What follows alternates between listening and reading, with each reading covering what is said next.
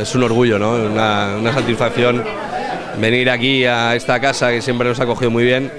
y sobre todo bajo el amparo de esta peña que yo creo que es un referente del levantinismo en esta comarca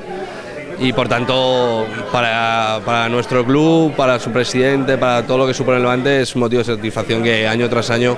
ellos sigan transmitiendo ese sentimiento que llevamos todos dentro. Y tengo palabras de agradecimiento y de felicitaciones, porque cumplir 14 años no es fácil y ellos los cumplen y cada vez son más y mejores. Es muy bonito estar cerca de tu afición, estamos intentando que este club cada día esté más cerca de ellos y es bonito sobre todo porque te da fuerza, ¿no?, para levantarse cada mañana y seguir peleando por eso que sentimos todos de la misma forma.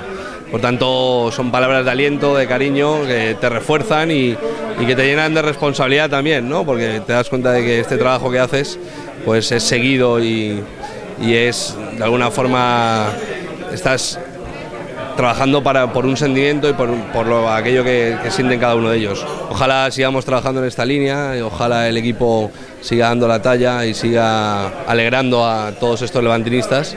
para que el año que viene y los que vengan, pues este equipo no deje de estar en primera división nunca, ¿no?